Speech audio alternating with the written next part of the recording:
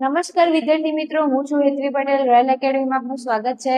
ધોરણ 10 ની બોર્ડની પરીક્ષા આવી રહી છે અને હું લઈને આવી છું વિજ્ઞાનમાં પ્રકરણ 10 ના મોસ્ટ એમપી પ્રશ્ન, જેમાં વાત કરીએ તો છેલ્લી પાટલી પર બેઠેલા વિદ્યાર્થીને બ્લેકબોર્ડ પરનું લખાણ વાંચવામાં તકલીફ પડે છે.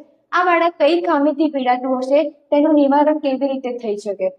ત્યારબાદ જોઈએ તો વૈજ્ઞાનિક કારણ આપો. ભયદર્શક સિગ્નલોમાં પ્રકાશનો રંગ લાલ રાખવામાં આવે છે.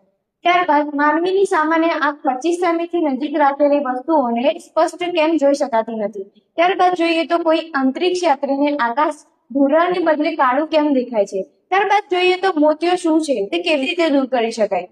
છઠ્ઠા નંબરમાં જોઈએ તો લઘુ દ્રષ્ટિ અને ગુરુ દ્રષ્ટિનો તફાવત આપો.